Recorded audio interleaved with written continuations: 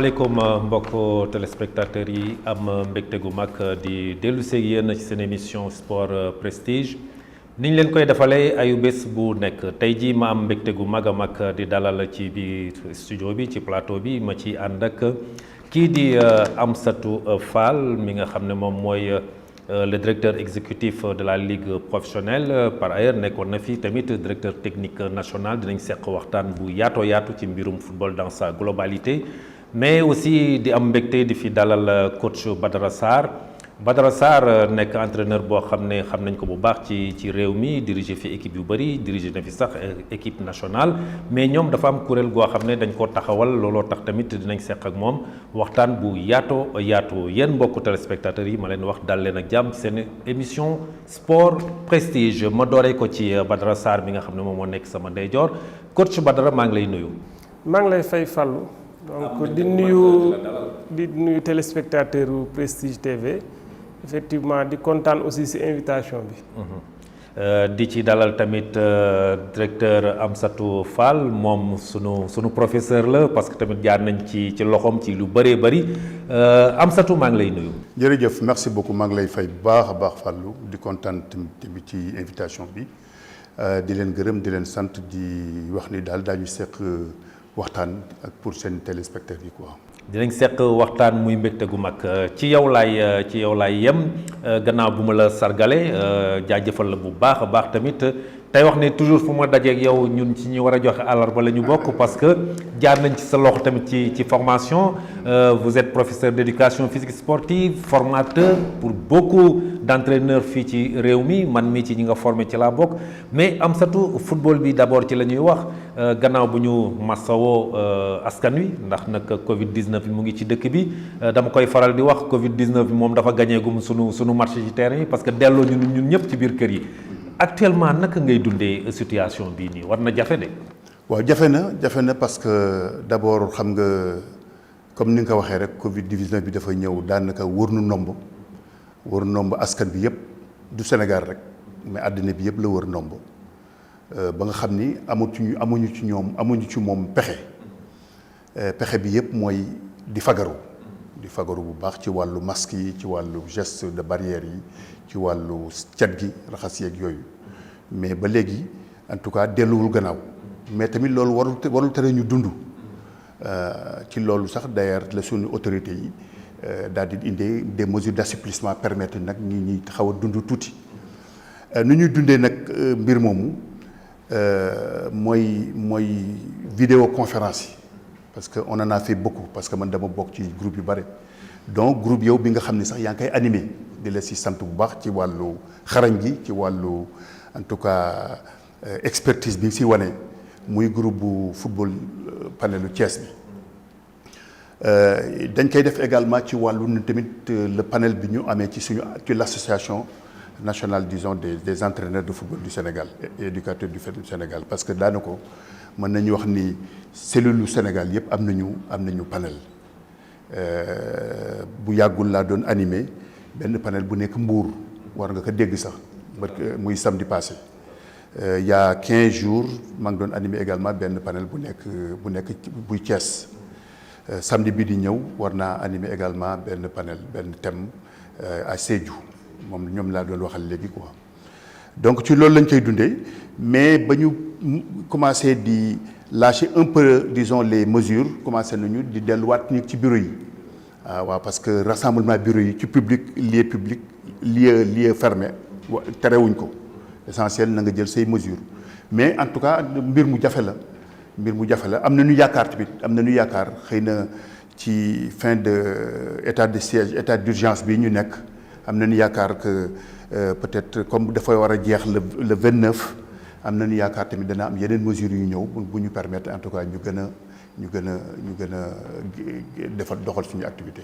Amsatou Fall directeur exécutif de la ligue de football professionnel ñoom ils sont plus administratifs mais aussi gis nga ni mu ko waxee au niveau de l'association des entraîneurs éducateurs ñu ngi ciy liggéey mais ñoom ci côté administratif côté audiovisuel mais yow Badara yow entraîneur ñoom très souvent c'est sur le terrain. Mais Covid bi dàq na leen li ñëpp mooy les entraîneurs pratiquement presque à part ce qui est théorique ils font plus rien. naka ngeen koy dundee yéen tamit. waaw defe naa ni directeur expliqué na lu bëri parce que moom tamit au départ entraîneur la parce que tey li ñuy wax ni terrain bi moo manqué. terrain bi moo manqué mais ndogal la boo xamante ni mënuñu si dara parce que tey jii su wëree nomba àdduna bi yëpp ñoo xamante ni ñooñu ëpp kàttan fuuf askan ak Sénégal donc tey jii di ñaan yàlla mu jële ko fi mais aussi comme ni ko directeur waxee léegi jéem a dund ak virus bi parce que déjà dans tous les pays loolu la ñu wax tey soo xoolee am na pays yoo xamante ni commencé nañ di football parce que peut-être ñoo ñu ëpp koom-koom ñoo ñu ëpp moyen donc loolu mun nañu jox yaakaar que ñun fii ak ay semaine wala fii ak ay weer Sénégal peut-être mun a reprendre terrain parce que entraîneur quand même terrain bi rek la soo dee xool entraîneur yi muy joueurs yi heureusement que joueurs yi bàyyiwuñ seen bopp joueurs yi ñu ngi def ay entraînement effectivement individuel loolu la ñu mën a def yenn saa yi ñun aussi en tant que entraîneur ñu ngi def ay échange ci panel yi comme ni mu ko waxee pour li ñuy wax garder la main parce que entraîneur soo toogee lu yàgg rek da ngay commencer di fàtte lu bëri donc quand même ñu ngi def ay panel di def ay thèmes di ci waxtaan di ci échanger surtout parce que période bi quand même mën nañu wax ni permettre na ñu rapprocher wu lu bëri entre les entraîneurs parce que quand même li ñuy wax technologie bi jox nañu possibilité ba nga xamante ni tey mën nañu kenn nekk fii Thiès kenn nekk Ziguinchor kenn nekk feneen ngeen di waxtaan di communiquer di def ay thèmes yoo xam ne ngeen ci débattre di organiser ay séances d'entraînement même donc loolu aussi lu baax la ci ñun ci suñu formation mais quand même terrain bi manqué na. terrain bi manqué na leen mais bala may dellu ci directeur Badara yow entraîneur nga j'en profite situation bi fan nga nekk est-ce que yore nga équipe fi nga nekk nii. non ren moom yorewuma équipe waaw daaw maa ngi woon Casa Sport ren quand même débuté woon naa ak benn équipe en Guinée équatoriale mais bi situation pandémie bi amee comme àdduna bi yëpp la wër si la ñu arrêté donc bisi naa depuis mois de février peut-être kii 5 mois la woon mais malheureusement 2 mois yi laa def foofu après ma ñibbisi parce que donc léegi nag maa ngi quand même fii Sénégal. yaa ngi au Sénégal mais comme pandémie bi ñëwee dafa mel ni da ngeen ci xaw a profité wax nga léegi gën a rapprocher les entraîneurs da ngeen daan toog lu yàgg du ngeen dajee yéen entraîneurs yi à part l'association des entraîneurs éducateurs de football parce que boobu dafa yaatu xanaa entraîneur seen collectif boobu gis naa ko ne créé ngeen benn collectif xanaa collectif boobu entraîneurs yi rek la dajale. waaw effectivement xam nga tey ji football su championnat bi commencé kenn dootul amati jot entraîneur yëpp ku nekk sa équipe ngay tal par exemple nit ñi dañuy tas donc du nekk loo xamante ni pour dajale leen du yomb peut-être dinañ am ay stage yoo xam ne nañ ci daje ay stage recyclage ay stage yu licence yooyu rek presque soo dee xool moo ñuy dajale des fois di nga nekk ak entraîneur mu ngeen a bokk sax dëkk bi ngeen di entraîner mais peut-être stade da ngeen di gisante su ngeen amee compétition donc lii nag tey parce que entraîneur comme ni ñu wax rek loolu rek la am ay terrain bi lii amee loo xamante ni tamit ni ñu waxee rek lu kenn foogul woon bi pandémie bi ñëwee léegi ñu commencé di waxtaan parce que loolu la di waxtaan entre ñun di sottante xalaat après si lañ gisee nécessité vraiment ñu gën a booloo suñu doolee xam ni benn métier la muy métier bi entraîneur donc ñun ñoo ko bokk ñun lu mu métier bi mel nu mu war a mel rek ñun ñoo ko koy def voilà. looloo indi collectif boobu dinaa dellu siwaat ci yow damay dem ci directeur football bi taxaw na ligue pro bi taxaw na et pourtant c'était bien parti ba phase aller bi jeex far mbir mi taxaw situation bu xaw a compliqué je sais que ñi ngi waxtaan yéen a ngi xalaat naka ngeen di dérouler mais situation bi xaw na compliqué ban porte de sortie nga yaakaar ne bu ñu fa demee malgré que day waxtaan joteegul mais mën nañ ci génn xalaat porte de sortie boo xam ne war nañ ci mën a jaar. comme ni ñu ko waxee rek situation bi moom xam nga dafa nekk loo xam ni lu ñuy wax cas de force majeure la ci tubaab mooy loo xam ni prévoir oo ko munoo ko daan te munoo ko mu amoo ci pexe loolu mooy cas de force majeure te loolu du ci Sénégal rek àddina bi yépp la. dëkk comme ni ko ba di waxee réew yi ñu ëpp comme fuuf ëpp ñu organisation ñoo taxaw ba jamono yi sax la ñuy xalaat pour reprendre te seen reprendre bi sax seen reprise bi sax gis nga leen toujours ay huis clos la stade bi kenn du fa nekk ñoom rek a fay nekk ak seen i ay masque ki seen i ay kurti donc loolu ala kulli alin dafay nekk loo xam ni maanaam sañul bañ la depuis boobu nag tooguñu de waaw que ça soit instance yi benn toogu ci instance fédérale yi ñu ngi gisee seen biir ci wàllu comité d'urgence ñun amoon nañu benn panel bureau LSFP ligue bi boo xam ni presque chaque semaine daañu def 2 fois vidéoconférence pour xalaat période de pandémie bi mais également pour xalaat période post pandémie bi parce que doo toog rek yaakaaral bu yëf ba te xamoo kañ lay jeex ñu ngi ci waxtaan ba amoon instance yu tëraloon ni sax ñoom normalement mois de novembre incha allah rabi daañu reprendre compétition yi ba joxe woon sax ay comment il s'appelle ay options ci options yooyu ñu joxe ci également des mesures d'adaptation bu yàlla defee ni pandémie bi xaw na sore ñu toogaat ba ci yàgg état bi ak autorités sanitaires yi joxewaat indiwaat ay mesures d'assouplissement ba ñu indee mesures d'assouplissement fédération bi ci boppam convoqué waat également et puis préciser la date du comité exécutif parce que comité d'urgence rek la ñu convoqué woon lañ doon waxtaanee nga xam ni ñeenti juróomi nit la juróom-benn comme nuñ mënuñu toogee fii ñi ñi mën a toog mais comité d'urgence dañuy bëri daañu mat à peu près 30 personnes à part les 23 dana am les directeurs techniques les secrétaires généraux ainsi de suite donc ils ont convoqué ça le 2 ñun aussi ci la ñu reprendre gisee en bureau donc gisee nañu bureau lundi passé élargi ñu ngi ko defee sax biir fédération parce que daf ñuy permettre ñu gën a gisee dafay ñuy permettre espace bi gën a yaatu daañu gisee suba également comment il s'appelle bureau bi tuba ci talaata ji daañu gisee waat talaata bële di ñëw conseil d'administration la boobu mooy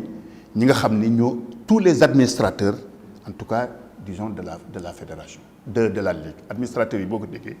mooy tous les clubs qui ont un représentant plus le représentant disons de la médecine sportive plus le représentant des entraîneurs plus le représentant des disons des médecins des arbitres ma si profité wàlla sax entraîneurs yi ils sont représentés par Alassane Dia mooy administrateur au niveau de la ligue Francky moo doon yan ko yàlla yërëm moo doon administrateur u arbitre yi Ka moo doon administrateur u médecin yi Thierno Ka boobu nag daañu ci def mardi suba bi bu dellusee dana fekk booba ñun ñu am une visibilité dana également suñu yóbbal ci ñun suñu xalaat bu ñu am bi ci reprise bi daañ ci mën a jox fédération parce que je pense que le lendemain mardi ou mercredi ba ou jeudi ba le 2 ci la fédération di réunir voilà bu ko defee nun ñu tënk lu ñu gis ni ci pandémie bi ci reprise bi la jox ko fédération comme ça ci comité exécutif. très bien mais directeur su ma déggee sa galan te defe naa sama téléspectateurs yi aussi dinañ ko comprendre noonu mooy ci moment bii ñuy waxtaan nii mun nañu jàpp ne ci reprise bi kenn xamagul lu leer loo xam ne ci noonu la ñuy demee parce que ci waxtaan la ñuy nekk pour après ñu mën a tënk la meilleure formule. waaw kenn xamu ko maanaam kenn xamul kañ lay reprendre. dañ si am njort rek njortu gu rafet comme yenn dëkk yi reprendre nañu ak ay mesures dañuy am njort ni comme waxoon nañu également mën na am ñu am mesure adaptative par rapport en tout cas à la reprise boo xam dañ ko prévoir en novembre dañuy am njort ni ci wàllu état bi lañ lay wax xam nga déjà ba léegi terrain yi waxuñu ko. waaw ñoom tudd ñu terrain yi mais ubbi wuñu terrain yi. waaw ubbi nañu marché yi. ubbi nañu ko dinañ ko ubbi mënuñu ubbi yëpp te duñu wax ni. voilà ubbi nañu transport bi. ubbi nañu salle de sport yi mais stade yi ak regroupement stade yi ubbeeguñ ko ñu am yaakaar ni nag parce que balaa le 2 boobu dana fekk ñoom ñu wax. waaw dana fekk état bi wax bu état bi waxee nag mën nañu ubbi terrain yi mën nañu am ay mesures yoo xam ne ñooy ànd ak ubbi boobu ñu adapté wu ci loolu parce que ñun dañu tënku ci état bi ak ci mesures adaptatives yi nga xam ne. mais am na loo xam ne bala may dem ci Badara directeur fii nga toog président club bu Ligue Pro toog na fi xawoon naa ree sax mais en fait li mu doon wax dëgg la parce que biñ ne en Europe ñu bëri reprendre nañu tudd nga ko léegi presque ñoom à huis clos la ñuy football mais moom mu ne ma mais ñun suñu football bi presque huis clos la ñuy football toujours quoi. parce que xam nga loolu gars yi dañuy juum. dañuy juum parce que huis clos yi peut-être ay Dakar la boo demee Mbour. waaw tudd nañ yenn équipe ne ñooñu rek ñoo doon. non non dama lay wax stade bii rek. boo demee Mbour. waaw Mbour moom day fees Mbour moom day am. nga dem Kaolack stade bi day munoo wax huis clos la au moins c'est rempli à 3/4. nga dem Louga stade bi day fees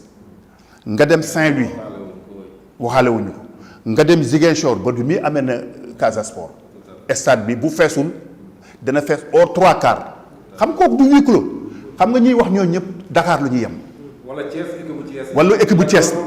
voilà wala équipe bu Thiès yi mais sur les 7 ou 8 terrains yi nga xam ni am na Sénégal. mais c'est que ni am nga ci 5 terrains yoo xam ni soit stade bi day fees mais da ngay sant yàlla maintenant stade bi li tax Dakar mënul parce que Dakar dañu tëj Demba Diop tëj Léopold Sédar Senghor gars yi di indi match yi dans la banlieue te boo xoolee ci banlieue bi même Pikine banlieue bi day fees del moom nu muy fees sax bu temps normal sax du ko fees. Tëngéej sax. Tëngéej exactement Tëngéej aussi tamit stade bi day fees. en tout cas tribune bi moom dana fees benn tribune bi nga xam moo ñu si. baax na pour nga leeralee ko nii parce que bu ñu yemee ci loolu rek ne stade yu bëri huis clos la c'est vrai que Thiès am na ci match yoo xam ne moom mun nañu jàpp ne huis clos la parce que du fees et puis stade bi dafay rëy nit ñi dinañu respecter un peu cette distance là mais ci yeneen stades yi effectivement day fees. dinaa dellu si ci yow mais Badara dégg nga directeur li mu wax lépp football bi taxaw yéen entraîneurs yi yéen tamit da ngeen a toog. liggéeyatu leen situation bu xaw a jafe la pour entraîner parce que damay wax très souvent ñu ngi wax dañuy dimbale nit ñi dañuy dimbale fii dimbale mais j'ai des problèmes parce que dimbale wuñu tamit côté boobu ñooñu c'est des travailleurs non. waaw loolu lu leer nañ la defe naa ni football bi dans son ensemble tey jii. dañ leen waroon dimbale bu baax. voilà dañ leen waroon dimbale parce que déjà aussi en dehors du fait que sax muy pandémie bi defe naa ni football bi dem nañ ci ère professionnelle depuis presque 11 ans normalement. mais boobu ba léegi ñu ngi wax ni appui de l'état bi war nañ ñëw pour jàppale parce que quand même équipe yi ay entreprise la ñoo xamante ni dañuy employer ay nit te loolu fi ñu koy jëlee aussi état bi jàppoon si parce que ay salariés la ñuy defar def naa équipe bu nekk au minimum soo xoolee si équipe yi nekk professionnel am nañu ay 50 ñoo xamante ni ay salariés lañu foofu au minimum donc loolu tey nekk na loo xamante ni si sama xalaat. rôle état bi la pour mu jàpp si donc loolu en dehors de sax pandémie bi mais bi pandémie bi ñëwee nag foofu nag la football bi gën a soxla loolu en dehors de fait que sax entraîneurs yi mais tey jii joueurs yi parce que tey soo xoolee instances yi diriger football bi dans le monde même en Europe wala feneen ñoom ñëpp xam nañ ni dañ teel a def ay efforts pour dimbali équipe te équipe yooyu pourtant mun nañoo wax ni ñoom ce sont des équipes qui sont moins impactées que fii mais quand même muy FIFA muy UEFA muy même état yi nekk foofu dañu teel a dimbali seen équipe yi parce que xam nañ li football bi di def parce que football quand même mun nañ ko wax ni mooy le sport roi donc lu muy indi si ay nit lu muy boole si ay nit lu muy indi si ay émotions defe naa ni mënuñu ko mesurer. taxawal ngeen kuréel bu ngeen tuddee le collectif ca laa waroon a dooree sax mais man ci sama seetlu laa xalaatee laa ne mais ñii ñu war a jàppale lañu te yéen entraîneurs yi très souvent duñ leen dégg pour ngeen wax naka la ñu war a mun a jàppale parce que yéen a yore gone yi ngeen di tàggat ci suuf yéen ay professionnel ngeen yore gone yi mais am na noo xam ne bu ko football bi doxeewul aussi yéen seen dundin ak seen liggéey du mun a dox te duñ leen dégg très souvent ngeen joxe ay orientation dans ce sens là pour l'État. waaw defe naa ni déjà association bi mel ni AFS donc loolu rôle am la pour peut-être instance yi nga xamante ni mooy fédération ak ligue professionnelle defe naa ni directeur wax na ko léegi am nañu benn entraîneur bu fay siège c'est sûr que mu ngi wax ak ñoom mais ñun mun nañu wax ni tey war nañu gën a mën a am kàddu si wàllu football bi même joueurs professionnels yi tey jii parce que ñoom ñooy nekk si terrain bi tey jii war nañu mën a laaj seen xalaat si naka la ñu yaakaare wala naka la ñu buggee football bi fonctionner naka la ñu bugg a avancer loo football bi parce que li am solo mooy que football Sénégal depuis ay at a ngi nii gis nañ def na ay jéego yu bëri yoo xamante ni jëm si kanam ba nga xamante ni tey jii mun nañu wax ni sélection yëpp ay qualifié régulièrement tey xam nga ni équipe nationale A bi ñëpp pour ñu gis nañ ni war na jël coupe d'Afrique xam nga nekkul loo xam ne bu njëkk ba kenn xalaatu ko dañ doon wax est-ce que dinañ qualifier pour participer. benn wax naa soo benn waaye doguma la bi muy wax ay affaire qualifié ñuy wax coupe du monde bi amul engouement ma ne ko non c'est que Sénégal léegi qualifié coupe du monde wala qualifié coupe d'Afrique c'est waaw léegi voilà nekkatul événement léegi jël coupe d'Afrique la ñuy wax parce que tey jël coupe du monde mu eggaguñ foofu mais tey jël coupe d'Afrique la ñuy wax équipe bu jeunes yi mooy U17 ay U20 équipe féminine yeeg yooyu mais ay temps mu xalaatoo woon sax nit nañ qualifié ay coupe d'Afrique boobu ay Nigéria ngay gis ay Guinée ay Ghana ñoo nekkoon fii mais Sénégal dem na ba tey ba teg loxo ci loolu donc loolu li des jéego yi lu ndaw moo tax léegi pour Sénégal egg parce que tey sax Sénégal sooy classement ranking CAF bi tey Sénégal mooy premier pays première nation africaine. mais loolu pour depuis est-ce que matul ëppul 1 an. léegi sur le plan administratif il y a beaucoup d'avancées mais li ci des mooy. sur le voilà plan technique. waaye accompagner parce que léegi loolu moo des parce que dama bëggoon a wax ni tey loolu yëpp def nañ ko mais ba léegi des na parce que football local bi en fait c'est-à-dire élite locale bi mooy tey soo dee xool mooy équipe bi war a participer CHAN bi gëj na participer CHAN depuis 2011 loolu nag mooy reflet wu football local bi réellement après nga xool club yi aussi dem en Afrique. depuis xaw ma ban génération defe naa ni dernier directeur muy le dernier entraîneur bu qualifié defe naa ba demi-finale Coupe d'Afrique waaw xaw ma ban année la peut-être dans les années 95. non c'est en 2002. 2002. Maintenant les demi-finales c'était avant. voilà avec Gaucher Camara. mais 2002 on est qualifié en phase finale. Voilà donc pour dire que. il y a beaucoup d'avancées il y a beaucoup d'avancées c'est sûr. mais dafa nekk loo xamante ni à 2 vitesses. donc football local bi nga xamante ni ñun si lañ nekk nii waaw loolu nag mooy refléter lii tey donc si côté boobu am na lu fa des. léegi nag yéen Badara gis naa ne taxawal ngeen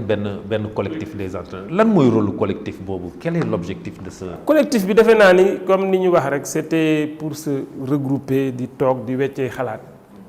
tu vois bi ñu demee ba si biir ñu gis ni que parce que tey soo gisee ñu bëgg ko def syndicat parce que xam nañ ni. am na benn anomalie bu am si football bi nii déjà football professionnel wax naa ko depuis 11 ans ñu ngi si tey soo dee xool syndicat bii nii depuis ay vers les années ñi nga xamante ni ay anciens boobu peut-être da nga ko doon dégg rek ay années 70 ak yooyu am na ñoo xam ne entraîneurs yi fi nekkoon yoo xam ne xalaatoon nañ ñu war na am mais boobu ba léegi amul donc bu su dee année yooyu xalaatoon nañ ni war nañu am syndicat askan nag tey jii nga xamante ni. football bi dem na ba nekk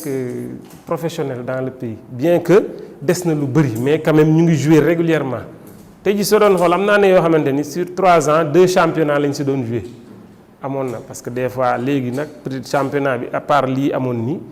tey jii nekkoon na si dans un rythme vraiment très régulier léegi anomalie boobu nag lañ ni ñun vraiment xam nañu parce que dans tous les pays du monde soo dee xool dans tous les pays de football qui se respectent am na ay syndicats yoo xamante ni tey ñooy nekkal entraîneurs yi foofu pour di leen waxal. su fekkee ne toog nañu yàgg Sénégal duggul ci syndicalisme pour les entraîneurs yéen ngeen toog ba jamono ji ngeen xalaat na war ngeen a taxawal syndicat da ngeen a jàpp ne seen àq ak seen yelleef dafa am lu ci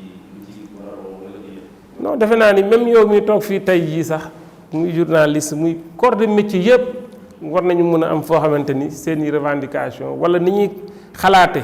métier bi ñu nekk ni ñu koy yóbboo ci kanam dafa def ci war donc loolu la tey jii football bi parce que fu am foo xamante ni rek am na employeur am employé rek am na lu nekk seen diggante muy contrat boobu donc war na mën a am conflit mën na fa feeñ waaw te pour régler conflit boobu.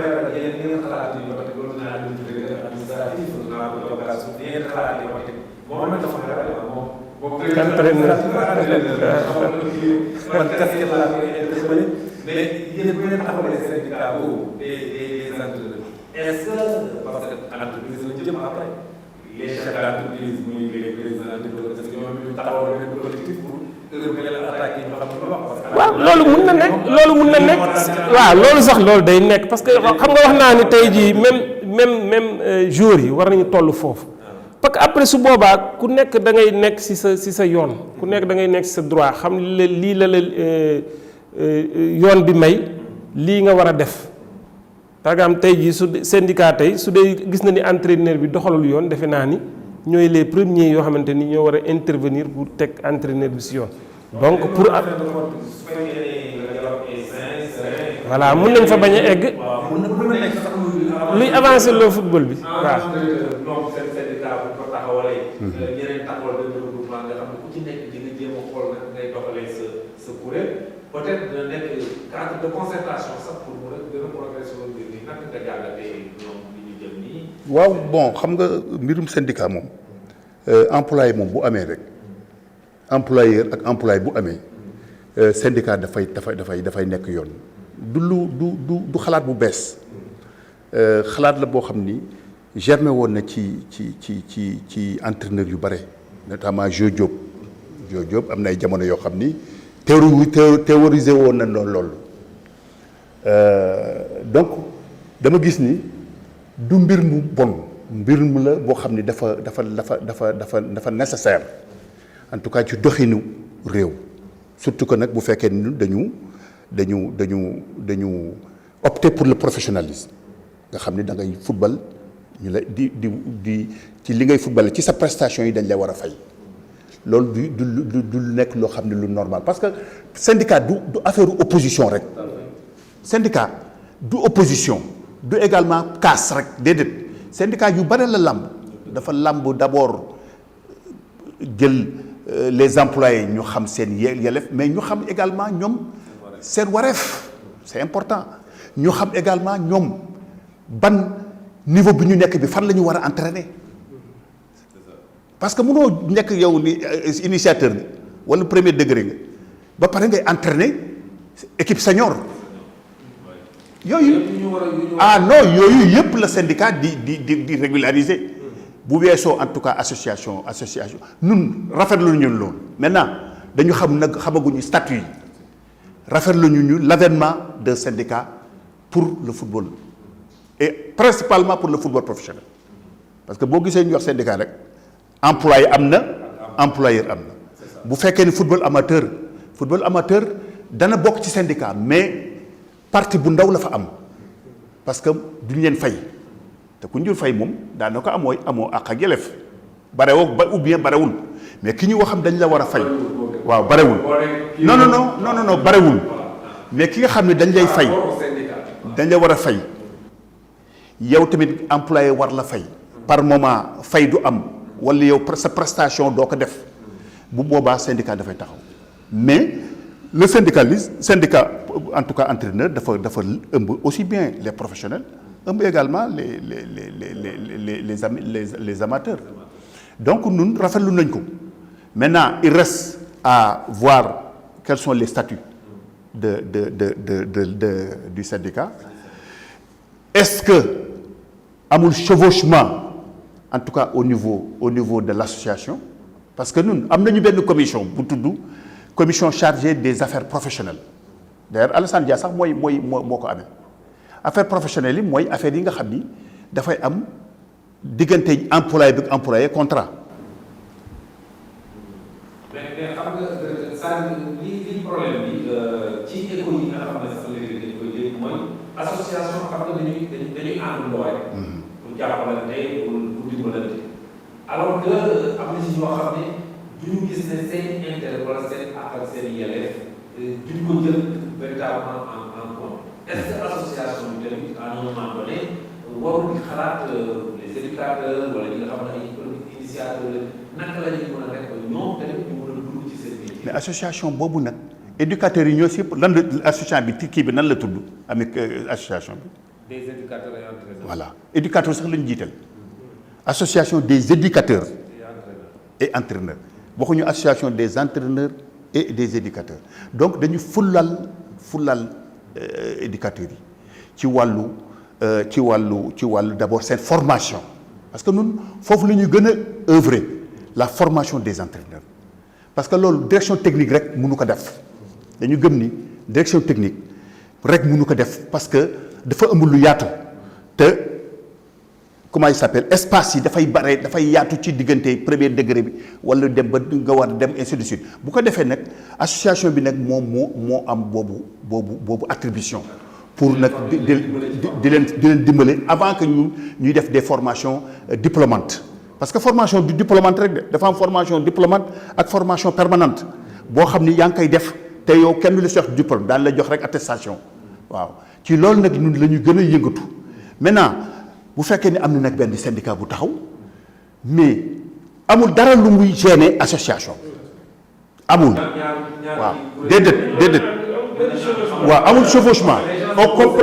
non amul chevauchement l'essentiel rek que attribution yi leer waaw ku nekk xam li nga war a def bu attribution yi leeree amul benn chevauchement waaw au contraire day am complémentarité sax parce que xam nga syndicat du am représentation au niveau des organes ça c'est l'association amul benn syndicat buy représenté wu au Sénégal boog boo demee instance fédérale y a le représentant des arbitres le représentant des médecins le représentant même des anciens internationaux et le représentant des entraîneurs boo ñëwee également boo ñëwee à la ligue même chose gis nga Badou wax na affaire kii dans nos statuts il y a le représentant des joueurs mais comme ba ñuy dugal ñooñu y a pas encore une association de joueurs amul association amul syndicat ce qui fait que ñu def comme ñu mettre ko en stand-by mais il doit y avoir l'association oui des joueurs professionnels dañu war a siéger dans le conseil d'administration disons à la même place que le représentant des entraîneurs le représentant des médecins le représentant des arbitres il doit y avoir un représentant des joueurs professionnels. mais loolu suñ naroon a yegg ba j'en profite est-ce que lu jafe pour ñu trouver le représentant des joueurs. mais c'est à eux de s'organiser. c'est à eux de s'organiser waaw Lamine Mboup am na ay jamono yoo xam ne bien qu'il ne soit même pas joueur professionnel am na jamono mu ngi koy yëngal mais il n'est pas allé jusqu'au bout parce que kooku da ngay gis ay mën na nekk sax un joueur professionnel boo xam ni dafa soog a bàyyi wala waaw gars yi jiital ko mu nekk le représentant on les a encouragés nag on avait même dit que est-ce que duñu jël les capitaines mais boo jëlee benn capitaine équipe di nga gis ñeneen ñi nga xam ne dañuy wax ne pourquoi ce capitaine là demoon nañu ba pour meubler affaire ñu demander à toutes les équipes d'envoyer leur capitaine yi toog seen biir choisir. effectivement loolu la ñu mujj décider dañu ni équipe yi pour les encourager à avoir un représentant nañu formé wu nañu wax kan mooy seen capitaine ñu ñëw ñoom ci seen bopp ñu xool ñu wut kan moo leen di jiital pour que ñu représenter foofu la ñu mujjee ak ñoom. directeur junj na ko léegi seen syndicat bi ngeen nar a jëm yéen nar a jëm réunion ensuite pour monter le syndicat j'imagine que statut yi ak règlement intérieur xalaat ngeen ci ba xaw ko teg sur place pour mën a dem en assemblée générale. waaw xam nga yooyu yëpp ñu ngi siy liggéey parce que aussi quand même syndicat nekkul loo xam ne day yomb parce que aussi dañu jël attache ay inspecteurs du travail jël ay attache ay juristes ñoo xamante ni ñooy liggéey si loolu vraiment wax leen ñun. ban orientation la ñu bëgg a jël donc ñooñu ñu ngi siy liggéey te day nekk ay textes yoo xamante ni aussi balaa ñu koy valider il faut mu am assemblée bi donc loolu ñu ngi si brouillon bi actuellement. donc waaw ñoo xam ne ñu ngi koy yëkkati. kon seen daje bii ngeen jëm nii certainement du nekk daje boo xam bu ngeen demee automatiquement vous montez un bureau pour. voilà c'est surtout ça parce que day nekk assemblée générale constitutive. parce que tey jii pour nga mun a am récépissé wala nga mun a prétendre à quoi que ce soit déjà il faut nga am association boo xamante ni syndicat boo xamante ni assemblée générale nga yu def buy am le procès verbal moo am importance pour mun a servir pour la suite maintenant à donner au syndicat nekkul loo xamante ni tey jii soo ko amee tamit peut-être y a des démarches à faire mais loolu mooy lu jiitu donc moo tax il faut que ñu dem ci loolu. Est-ce que fi mu nekk nii vous avez l'adhésion de beaucoup d'entraîneurs yoo xam ne adhéré nañu ci seen projet bi. waaw defe naa ne entraîneurs yi parce que dañu comme ni ñu def dañu créer benn groupe mais effectivement tous les jours parce que entraîneurs yi aussi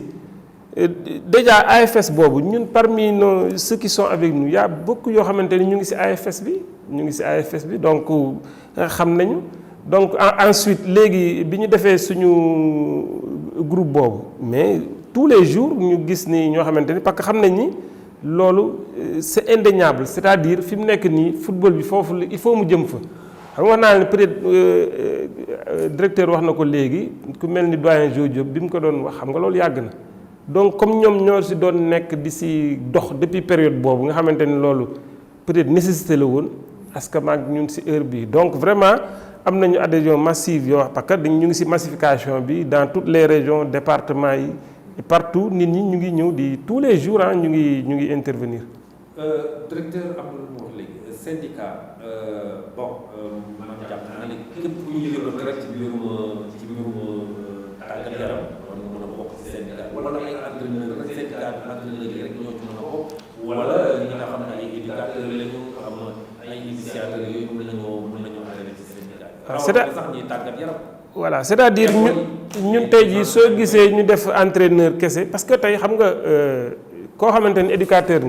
nga yore équipe bu ndaw wala nga yore école de football peut-être tu te dis dans la tête que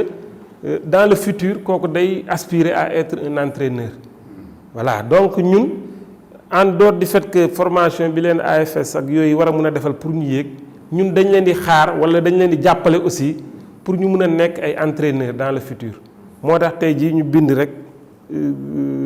Collectif des entraîneurs muy nekk syndicat des entraîneurs de football parce que loolu la aussi entraîneur de football lañ parce que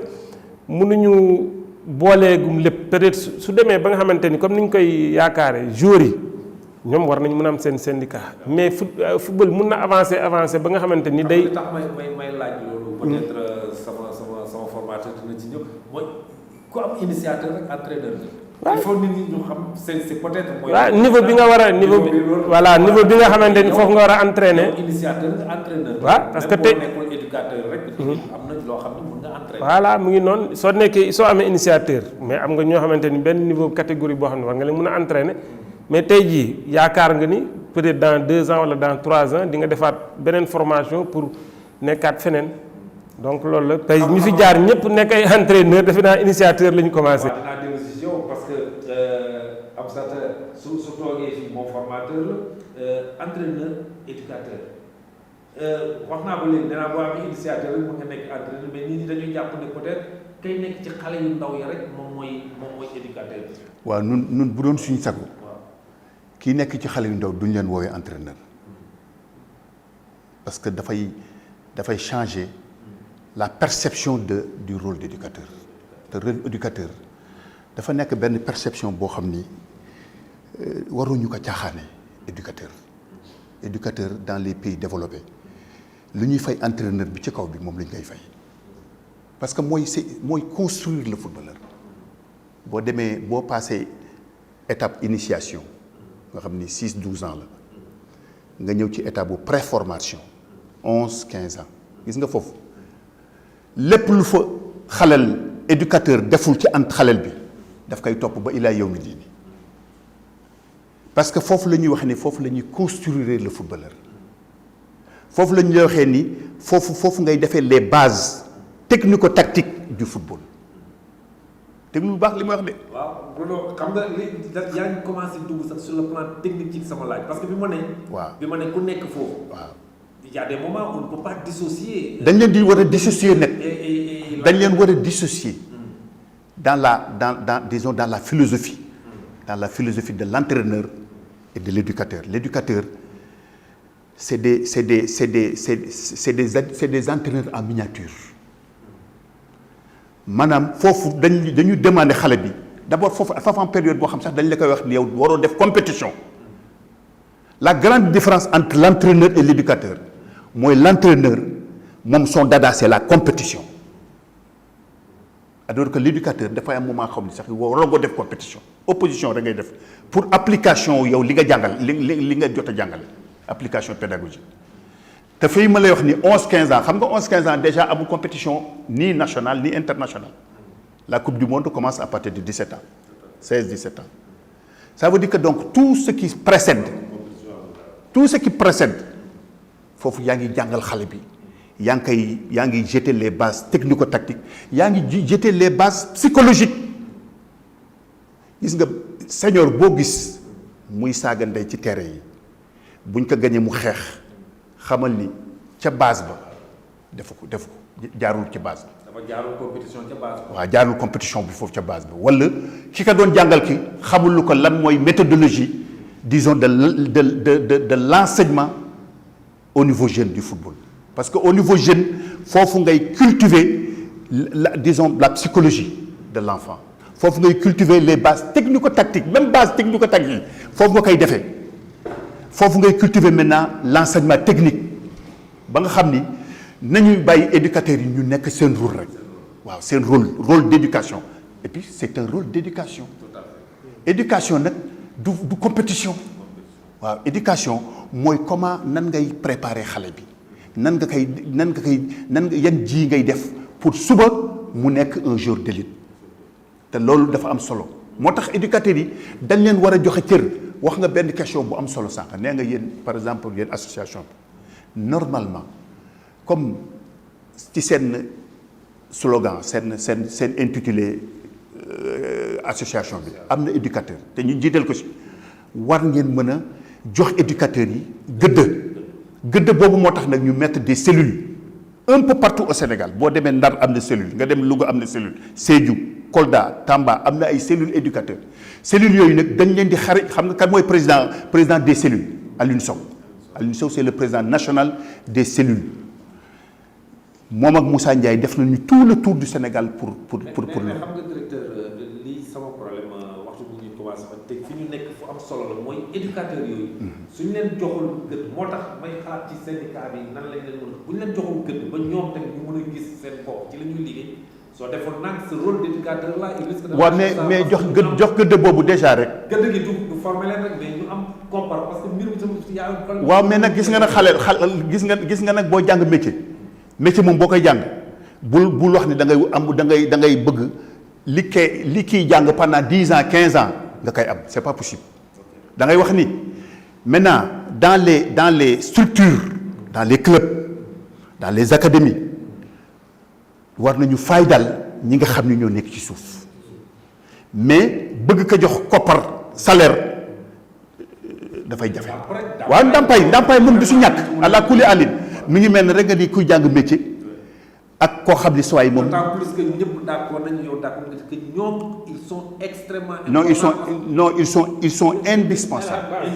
ils sont indispensables pour le football. waaw te très souvent moo tax très souvent ñi nga xam ni wax nga ko ñun ñëpp comprendre nañ ko ñi ëpp niveau ëpp diplôme jàpp fa ñoo waroon dem ci gone yi. pour l'éducation mais fa lañ koy bàyyi ñoom Badara Sarr ñi duñ fa dem parce que dañoo bëgg a dund dañuy dem ci élite bi. waaw mais Badara Sarr bu demoon ci académie. ñu jox ko par exemple ñu jox ko xale. dañ koy fay bu leer nañ lañ koy fay. comme nu ñuy fayee. nu ñuy fayee ñoom. loolu aussi lu baax la pour gars yi non xam nga wax ji yëpp mooy moyens yi la ñu amagul rek. les moyens d'ailleurs même pour fay entraîneurs yi sax. des fois dans des clubs c'est difficile waxatuma nag léegi nga les éducateurs yi nga xam dañu amee xalal c'est que la première bataille mooy les éducateurs qui ont la responsabilité des éducateurs au moins au niveau des moyens quand je dis moyens c'est les moyens d'abord infrastructurels nañu xam nañ xale yi nañ leen wutal ay tranches horaires yoo xam ne ñoom ñooy terrain bi ñoom ñoo koy moom ak au niveau des moyens matériels parce que pour nga jàngalee xalel def ko lu ci war lépp il faut nga am ay moyens. Badara yéen entraîneurs yi li ma dese ci waxtu bu bëreetul yéen entraîneurs yi yéen ñi dem syndicat mais entraîneurs yi wax nañ ko am na ñoo xam ne ñoom ñoo war a entraîner ligue professionnelle mais même foofu base salaire bi man gis naa ne ku ci nekk ak looy négocier rek quoi. est-ce que loolu loolu dañuy am lii en fin de compte. effectivement je pense que ni loolu déjà xam nga salaire bi moom ni ñuy wax ni c'est privé c'est personnel mais ñun si li ñuy taxawal noonu loolu bokk na si c'est-à-dire encadrer entraîneurs yi aussi ba nga xamante ni sur li ñuy négocier voilà ñu xam lan la ñuy def parce que des fois luy indi loolu mooy que wut liggéey bi par exemple tey jii da ngeen di nekk 20 entraîneurs pour 3 postes donc loolu su dee ànduñoo ak dal rek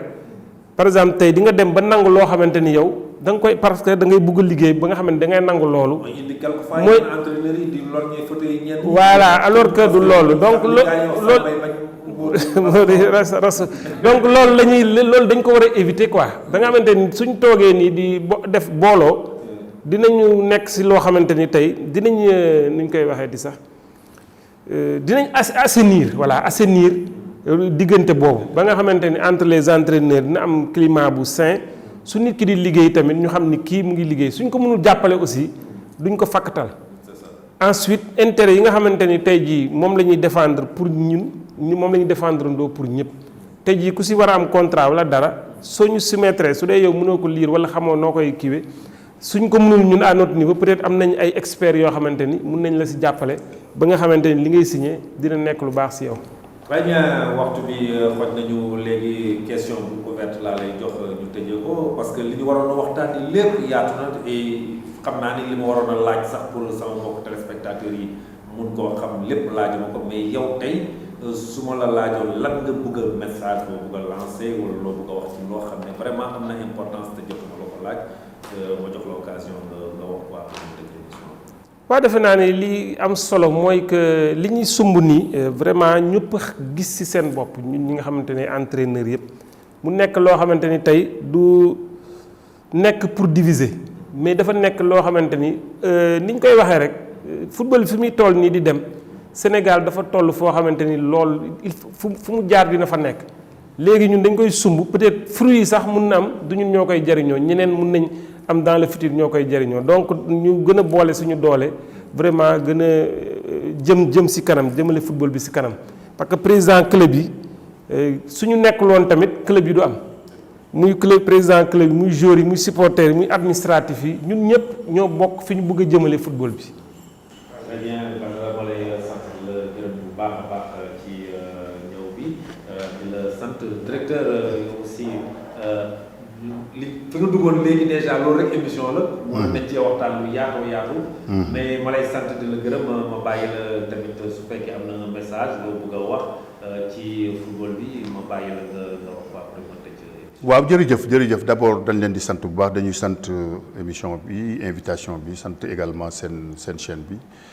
télévision bi Prestige en tout cas gis nañ ni également yéen a ngi bay seen waar ci paysage médiatique bi te loolu itam dafa am solo waruñu bàyyi yëf yi rek ci Ndakaaru région yi ku si nekk war nga yëngatu pour askan bi ci askanu sport bi ci askanu culture bi ci askanu yëpp daal maanaam lépp lu nit di yëngatu rek war na mën a feeñ parce que lu nit di yëngatu rek mën na am ay gàllankoor te loolu yéen médias yi yéen a koy fésal ba nit ñi mën si jox seen tànk en tout cas ci wàllu football bi tam ñu ngi si am yaakaar bu baax que ñu ngi dem vers une reprise même bu fekkee reprise encadrée lay doon am nañ si yaakaar que peut-être d'ici les jours à venir avec les autorités daañu lâcher un peu de reste au niveau des stades même bu fekkee dañ koy encadrer avec des mesures mais war na mën a nekk pour que véritablement ñu delluwaat ci activité bi également maa ngi fi toogal peut-être sax Moussa Ndiaye qui est le président de l'association en tout cas de l'AFS moom ñëpp xam nañ ko ci yëngatu ci wàllu xarañ donc syndicat bi itam di juddu war a juddu tamit ñu ngi koy xaar bu baax am yaakaar comme ni mu ko waxee rek association bi ñu amee tey jii ba nga xam ne man maay vice-président bi chargé de la formation c'est né en 1977 le premier c'était Jules Meng bi mi ngi dund waaw moo doon premier président bi donc xoolal donc depuis 1977 ba léegi àgguñu sax ci maanaam ci maturité bi association bi àgguñu fa moo tax nag booy tabax association syndicat il faut être patient patience bi am na si solo trop voilà. jërëjëf Amsatou Fall directeur